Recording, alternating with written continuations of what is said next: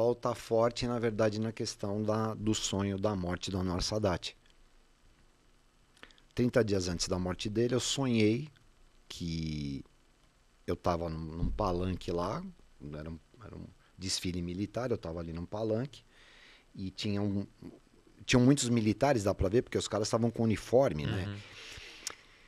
E é interessante, eu nunca falei isso, eu preciso falar. Quando eu falo sonho, não são todos os sonhos que são assim. Não só na questão da nitidez, mas na questão de você interagir e estar cônscio ali. Eu sabia que eu estava num sonho e eu podia, inclusive, interagir. Isso raramente acontece. Tem gente que, né, tem uns caras que fazem projeção, tal, eles falam que isso acontece todo dia com eles. Eu acho incrível isso. Mas comigo não era sempre assim, né? Porque tem sonho às vezes que você sonha, você está ali meio que interagindo ali, e quando você volta, depois que você vai lembrar do sonho. Você fala, nossa, aconteceu tudo isso. Mas esse não, esse foi um negócio que eu despertei no lugar. Eu estava ali, eu falei, opa, o que está acontecendo aqui? Eu sabia que era sonho, que é muito diferente. E eu estava com 19 anos. Aí eu olho para o lado, um cara aqui do meu lado, moreno, um rosto bem moreno, né? Vários oficiais aqui, assim e tal, e uma parada militar ali. E aí, de repente, descem alguns, tipo de um caminhãozinho, de um jipe, alguma coisa. É só entrarem na internet, vocês vão ver, porque tem essa imagem do dia que o Anwar Sadat é morto, enfim, uma coisa muito, muito feia, muito triste. E eles descem ali, e o sentimento que eu tinha por esse cara do meu lado é que ele era uma pessoa muito próxima a minha, mas não era muito próxima, muito mais do que ser próximo. Tanto que quando esses caras descem desse veículo e começam a atirar na nossa direção, eu me projeto em cima do corpo dele. Eu me jogo em cima dele para tentar salvar o cara. Pô, se você está se jogando para tentar salvar alguém, porque essa pessoa significa muito para você. E eu acordei com o nome, porque eu olhei para ele, para o rosto dele, eu acordei com o nome. E nessa confusão, tinha gente tomando tiro embaixo, eu peguei toda a confusão ali acontecendo. Toda, toda. E aí eu volto. Na verdade, eu fui acordado pela minha mulher. Aí ela me acordou, eu tava, acho que, me debatendo na cama e tal. Eu perguntei pra ela quem era o Anwar Sadat. Ela falou, Anwar Sadat é o presidente do Egito. Falei, putz, esse cara vai morrer assim, assim, assim, assim, assim. E eu trabalhava numa empresa, que era do Grupo Votorantim. E lá na empresa, eu trabalhava no setor de vendas, na siderúrgica Barra Mansa.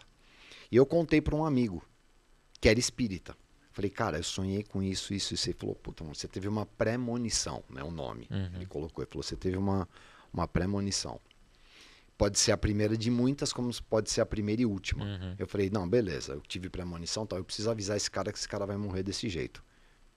Cara, o único meio, talvez, de comunicação que tínhamos na época lá era aquele telefone, era o telefone normal, de disco, e você tinha um telex. Você passava telex, né? Que era aquela folhinha amarela, cheia de furinho, que você passava o telex. Bom, essa eu não conheci, não. Ia furando, e quando ela fazia a leitura, aparecia a mensagem. Era um fax, vamos dizer assim, né? Eu sou velho, viu, gente? Enfim. E aí, o que acontece? Eu fiquei com isso na cabeça durante 30 dias. E ele contou ali na sessão para um outro cara. E esse cara era o cara mais misteriosão lá da nossa sessão. Não, esse cara, inclusive, era de um outro departamento, era um departamento de exportação. Eu lembro que ele não era de vendas, ele era de exportação. Que a gente almoçava todo mundo num refeitório ali, né? E aí ele contou para um outro cara lá de vendas, contou para um outro, Marcão, sonho que a nossa cidade vai morrer, tá? E ficou meio um negócio dentro da sala. 30 dias depois, O cara morre. Cid Moreira, Jornal Nacional, ele fala lá, né? E mostra um vídeo, do mesma forma que eu havia sonhado. Aí, bom, eu virei alvo lá, lá no setor onde eu trabalhava, de, pô, e agora? Na loteria esportiva, vamos jogar na loteria, sonha com isso. Enfim.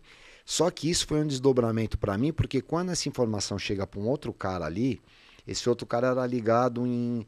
Não é coisas secretas, tipo Ordem Rosa Cruz, essas coisas assim. Aí o cara me chama e fala, Marcos, olha, eu já estava de olho em você, não sei o que e tal, cara, você precisa aprender algumas coisas. esse meu amigo fala para ele, que era espírita, aí vocês têm que aprender alguma coisa, você também, já chama esse outro. Aí a gente teve que meio que uma iniciação de coisas um pouco diferenciadas, com essas coisas dos mestres, dos 7 raios. Começou por aí. Né? Eu tinha acesso a muito livro e tal, mas era uma coisa muito restrita. E aí começa, né? Aí começa com essa coisa do Anwar Sadat, aí começaram várias coisas. Aí começou a desdobrar um monte de coisa, até ter grupos.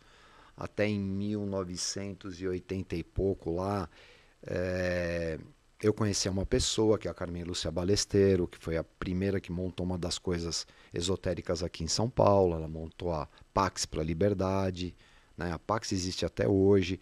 Ela montou o primeiro congresso de metafísica aqui em São Paulo, no AMB. Teve até a mídia que tratou disso. Mas era uma coisa assim meio restrita entre algumas pessoas. Eu fazia, mas não aparecia. Então, qual era a missão? A missão, a partir daí, começou a ser: você vai juntar coisas. A pessoa vai precisar fazer uma coisa ali, você vai pegar essa missão e você vai juntar. Você vai precisar ajudar ali, você ajuda aqui. E foi essa. Depois teve uma outra etapa e agora está essa etapa onde eu tenho que, depois de ter acumulado experiências, falar. Que é a parte mais difícil que você estava falando, que não é fácil, não. E tudo isso, da forma que você colocou, você é uma peça do quebra-cabeça, né? A sua atuação, né? Somos. Todos, né? Você acha que você não é? Deve ser, né? Porque você tá acha que aqui eu tô hoje, fazendo? gravando aqui hoje, né? Isso vai desdobrar. É o que eles sempre falam.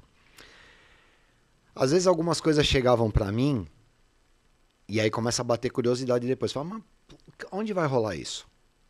Você não entende como vai desdobrar, mas as coisas desdobram. E as coisas desdobram, eu vou te falar uma coisa, Edil, as coisas desdobram para os dois lados. Eu não gosto muito de falar bem, mal, treva, luz. Cara, tudo faz parte de um jogo. Só precisa saber onde você quer jogar, de que forma que você quer atuar, de que forma que a tua essência, o que você é, te deixa mais confortável. Porque tem gente que fica mais confortável no caos, na bagunça. Tá tudo certo, não tem nada errado. Até porque pode ser que em uma outra vida ou num outro aspecto da minha vida eu também tenha participado de determinadas coisas do caos, vamos chamar assim, da bagunça. Entendeu? Nós estamos aqui exatamente no corpo físico para experienciar isso daqui. Né? Quanto tempo que nós vamos durar aqui?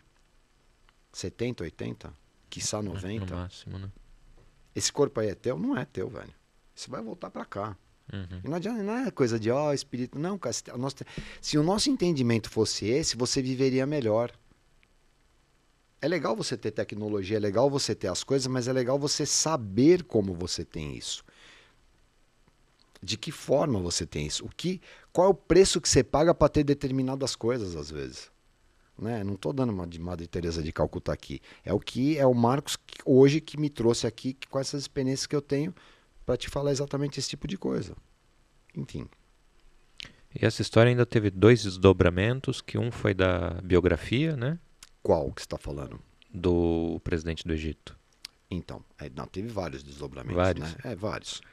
Quando eu sonho com ele, ele morre e tal, não sei o que acontece, tudo isso. Aí passa, aí na minha cabeça passou. Acabou, era aquilo, né? Acabou. Anos depois, nesse congresso que eu acabei de falar para você, de metafísica no AMB, eu tô parado num lugar, aí uma mulher bate nas minhas costas. Uma senhora pequenininha, uma japonesa. E ela falava mal português ainda. Ela falou assim, eu preciso falar com você. O Espírito Santo está mandando eu te mandar uma mensagem. Eu falei, nossa, Espírito Santo, cara, ela é evangélica, né? Eu pensei comigo. E ela era evangélica mesmo. E ela estava ali, e foi engraçado, porque eu vou contar um negócio aqui que eu nunca contei, que é interessante. Já que você está perguntando isso, você tem curiosidade com isso, é importante até para as pessoas entenderem. Ela, também como muitos outros, veio na cabeça dela, vai lá naquele lugar. Só que na cabeça dela, vai lá naquele lugar para você ser uma luz no lugar onde vai ter treva. Porque ela julgou.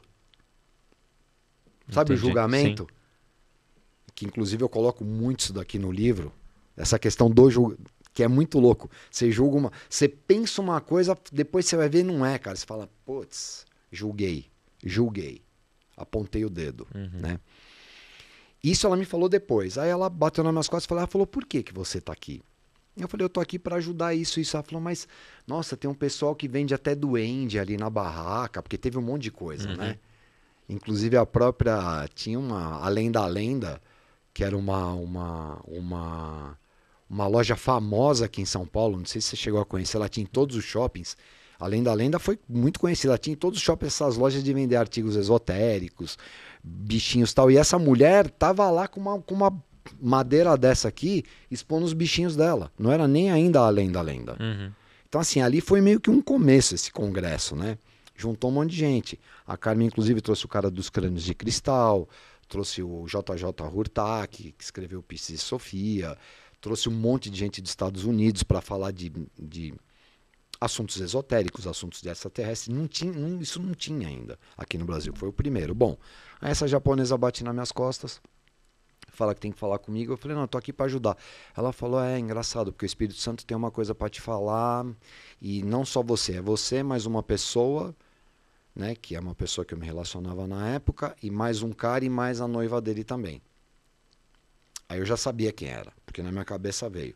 Aí eu juntei essas mais 3 pessoas e ela falou, olha, você vai me buscar em casa, só que você não vai me pegar em casa, a gente vai marcar uns quarteirões antes, porque meu marido não sabe que eu faço isso, que eu dou mensagem para as pessoas pelo Espírito Santo, então você vem me pegar, tal. Ela falava até um português todo errado, e nós brincávamos de chamar ela de Dona Justamente, porque ela falava assim, não, justamente, era uma graça essa pessoa, enfim. E aí fomos lá fazer o negócio lá, e ela contou várias coisas do que ela precisava contar para mim e para mais essas 3 pessoas. Ela explicou coisas até de que o Espírito Santo falou que tinha acontecido numa outra vida, e a coisa mais engraçada, peculiar, é que o fato dela ser evangélica, ela viu coisas relacionadas a uma outra vida minha. E a cabeça dela bugou a ponto dela chorar copiosamente na mesa. Ela chorou muito. Foi uma cena e eu fiquei assim, né? Porque ela pegou cenas minhas, de uma passagem minha num determinado lugar onde ela se emocionou, né? E, enfim. E aí falou que tinha que falar para todo mundo e aí fomos embora. E eu me incumbi de levá-la de volta. Aí quando estava chegando no lugar onde eu tinha que deixá-la, ela foi descer do carro, ela fez assim. Anwar Sadat. Ela fechou o olho e fez assim, Anwar Sadat. Aí eu falei, opa, isso é comigo. É comigo, sou eu. Ela falou, não, não é você, é com ela. Que era a pessoa que eu tava na época. É com ela. Tem uma mensagem para ela. Aí eu falei, não, fiquei assim, eu falei, a japonesa errou. Pensei, eu falei, errou. Pela primeira vez errou, né? É comigo, não é com ela, né? Aí ela virou e falou assim, a mensagem para ela era assim, desculpa minha filha por não ter podido cuidar de você e você ter desencarnado. Eu não consegui cuidar de você. Seu pai é Anwar Sadat. Seu pai, cara. Aí a menina que tava comigo sabia da minha história, né? Falou, nossa, meu cara foi meu pai. Eu falei, então você foi minha neta, né? Porque o que aconteceu depois? Ela pegou e falou assim, eu pulei, na verdade eu dei um spoiler aqui. Porque a mulher, a japonesa, chegou pra mim. Como eu tinha assistido a outra, eu já imagino onde vai chegar. A japonesa, eu falei, nossa, mas eu sonhei com ela. Ela falou, não, calma. Você foi pai dele. Isso não quer dizer que poderia ter sido na vida como ele foi a Anwar Sadat. Pode ter sido outra coisa, outro esquema. Não quer dizer. Aliás, não quer dizer muita coisa. Porque eu também aprendi uma coisa. Tem gente que pega coisas de você, mas pode ser coisa holográfica montada para você, para mexer com o teu ego. Mas como isso já vinha de um sonho de alguma coisa, eu liguei, eu consegui encaixar uma determinada coisa. Porque eu falei, qual era o sentimento que eu tinha desse cara para eu me jogar em cima dele? O que ela passou para mim foi só uma confirmação, mas isso foram anos depois.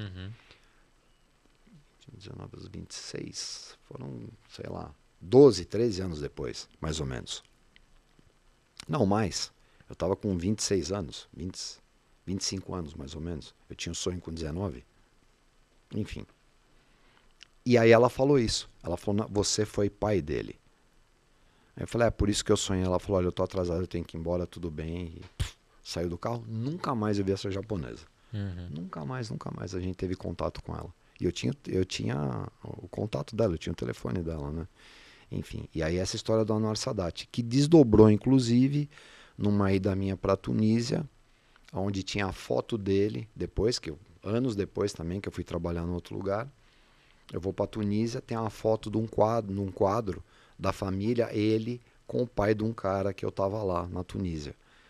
E aí foi bem emocionante aquilo, principalmente para a senhora que estava ali, que era esposa do cara, que conhecia o Anwar Sadat, inclusive. Porque quando eu entrei na casa do cara e eu vi a foto, eu falei, nossa, o Anwar Sadat, quem é essa pessoa? Não, era meu pai.